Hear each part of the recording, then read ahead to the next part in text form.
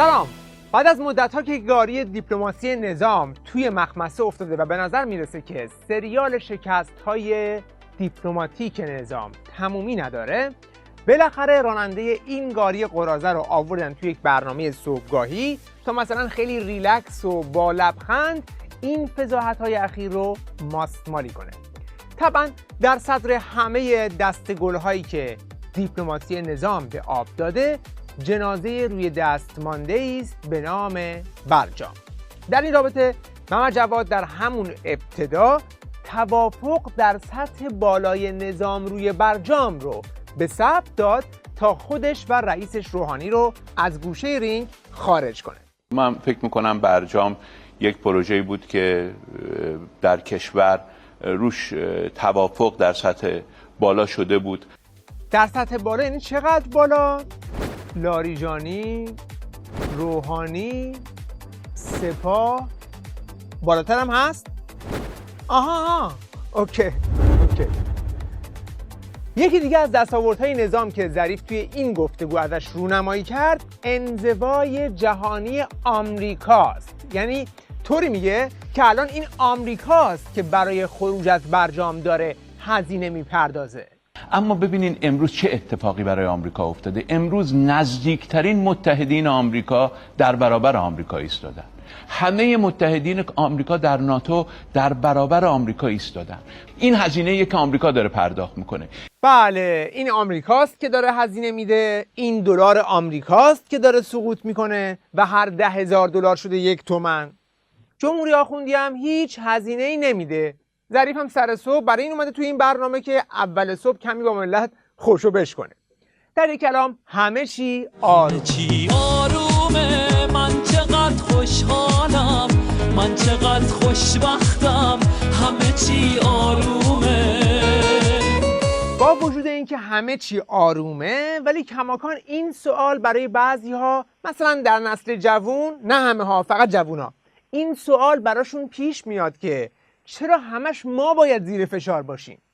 شاید در ذهن نسل جوانمون این باشه که این همه کشور در جهان هست که روابط دیپلماتیک جهانیشون رو دارن و فشار هم رو مردمشون نیست. چرا در مورد ایران همیشه وزرای خارجه‌اش باید این حرف رو بزنن که ما فشار جهانی علیهمون هست؟ نه ببینید، این یک دلیل داره و اون دلیلش این است که ما خودمون انتخاب کردیم که جور دیگه ای زندگی کنیم. اولا مردم کجا انتخاب کردن که زیر فشار زندگی کنن؟ تا جایی که به مردم برمیگرده نظرشون رو به رساترین شکل ممکن توی شعارهاشون دادن.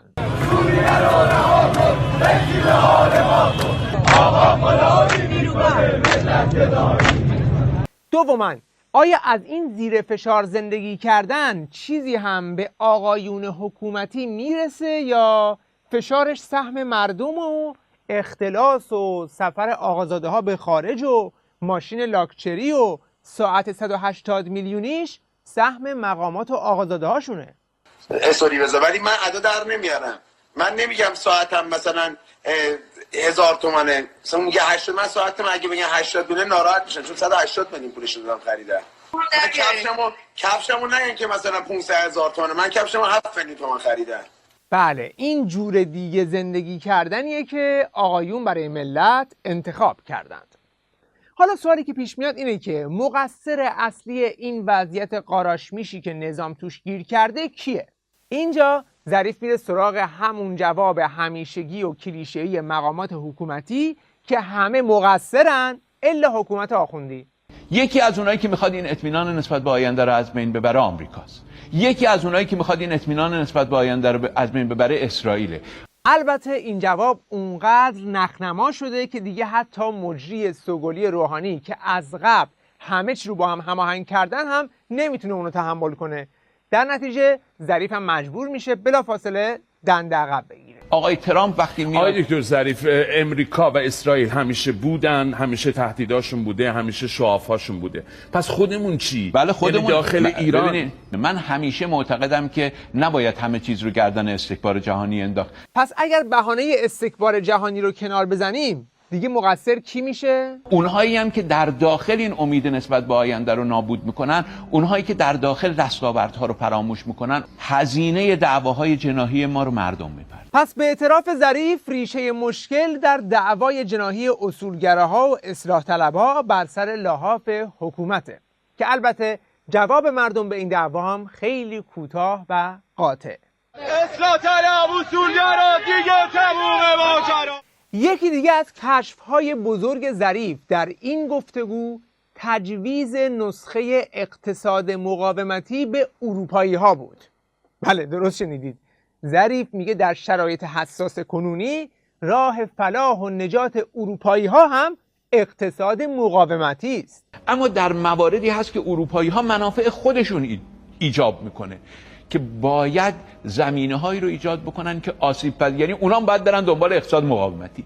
یه جوری حرف میزنه که انگار خودش الان آدام اسمیته یا مثلا تونسته با این تئوری اقتصاد مقاومتی چند تا کشور جهان سوم رو بیاره جهان اول. بابا این بلوف اقتصاد مقاومتی رو چند ساله که داره ولی فقیه میگه ولی کسی تحویل نگرفته. الان رسیدید به دلار 10,000 تومانی. بعد الان میخوای اروپا هم بکشونی دنبال خودت که اونها هم برسن به دلار 10,000 یورویی. خب این از اروپا. در مورد خزر هم که ازش سوال میکنن یه آسمون و ریسمونی به هم میبافه که تهش هم میگه ما هیچی امضا نکردیم، هم میگه دیگه بیشتر از این گیرمون نمیومد. اون سرتیتر ماجرا اینه که پس ما هنوز وارد درصدبندی چه برای روی آب چه بستر دریا نشدیم. نخیر، اصولش رو برای روی آب تعیین کردیم، همون 10 مایل و 15 مایل و خط مبدأ که همه اینها به نفع ماست، اما هنوز نیومدیم خط بکشیم بگیم اینجاها مرز کشور است. خب اگر هیچی تعیین نکردید پس این سفر و ملاقات 5 تا رئیس جمهور برای چی بود؟ فقط میخواستن همدیگه رو ببینن یه قهوه چای بخورن؟ یا اگر هم چیزی رو تعیین کردید خب چرا جرأت نداری بگی که روی چی توافق کردید و میخوای همه چی رو پشت پرده نگه داری که معلوم نشه چی رو اون وسط بای دادی رفته؟ عین همین ماجرا بر سر ماهی‌های دریاهای جنوب پیش میاد. اونجا هم همینطوری میخواد با زیگزاگ رفتن حرف اصلی رو بپوشونه. از این کشتی‌های چینی در دریای عمان خبر دارین شما؟ ببینید این یک بحث تجاریه. ببینید اومدن با شرکت بنادر کشتیرانی ما یا با شیلات ما یا با مجموعه از اینا اون چیزی که صید میکنن میدن به ما یا یه اجاره به ما میدن؟ اجاره میدن دیگه. همین ببینین روش‌های مختلفی هست، یا ما شریک هستیم تو اون یا اجاره میدن، یا شرکت‌های ایرانی ان از کارگزار چینی استفاده میکنن.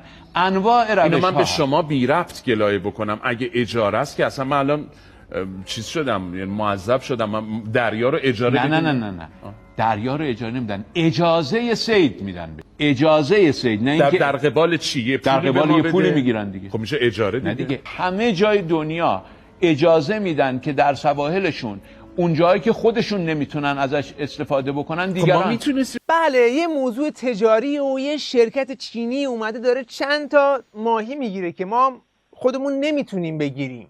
حالا یکم بریم تو جزئیات ببینیم واقعاً صیادان ایرانی نمیتونستن ماهی بگیرن اونجا که واگذار کردن به چینی ها؟ اینجا آبهای شهر سنجاست، در دریای عمان است. این کشتی به شیوه ترال یا صید از کف دریا تور در آب انداخته و صید میکنند. من اهل اندونزی ام و توی این کشتی چینی 2 سال کار میکنم.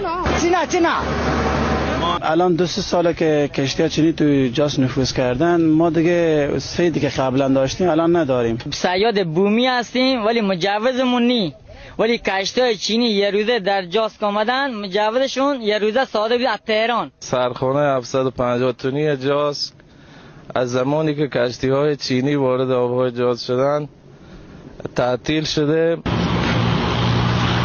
اینطور که پیداست قضیه این نبوده که صیادان ایرانی نمیتونستند از اونجا استفاده کنند. تا همینجاش فقط صیادان ایرانی رو از کار بیکار کردن. اما مشکل دیگه تکنیک ماهیگیری هست که چینی ها دارن استفاده میکنند. این تکنولوژی الان توی دنیا منسوخ شده ولی اینجا به چینی ها مجوزش رو هم دادند. اسم این تکنولوژی تراله. 20 سال پیش جمع شده تو دنیا چون مخرب بسیار برای زیست آبزیان در دریا. به شبکه‌های خیلی ریزی تورشون داره، حتی تخم ماهی رو هم جارو میکنن. یعنی دیگه 20 سال طول میکشه تا برگرده دوباره به همون شرایط اولیه. این شیوه ماهیگیری ترال با تورهای انجام میشه که دهانشون میتونه به اندازه یک ساختمون 3 طبقه باشه و طولشون میتونه به اندازه یک زمین فوتبال باشه. بعد اینا با وزنه‌های سنگین چرخدار میافتن کف دریا، دیگه تمام موجودات زنده کف دریا رو جارو میکنه و با خودش میبره. یعنی هر چیزی که طی هزاران سال در کف دریاها به وجود اومده بود از بین میره.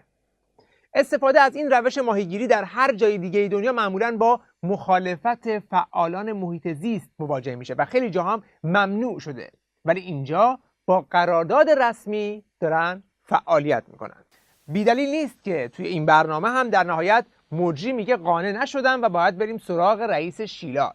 من از رئیس محترم شیلات خواهش میکنم که تشریف بیارن به برنامه‌ام، چون من قانع نشدم واقعیتش. در نهایت میشه گفت که ظریف نه تنها هیچ پاسخ قانع کننده‌ای توی این گفتگو نداد، بلکه فقط ناخواسته ابعاد جدیدی از وطن فروشی حکومت رو به نمایش گذاشت. مجریان این گفتگوها هم نمیتونن با 100 تا از این برنامه‌ها این وطن فروشی رو مالکشی کنند، چرا که کار از کار گذشته و دیگه تموم ماجرا.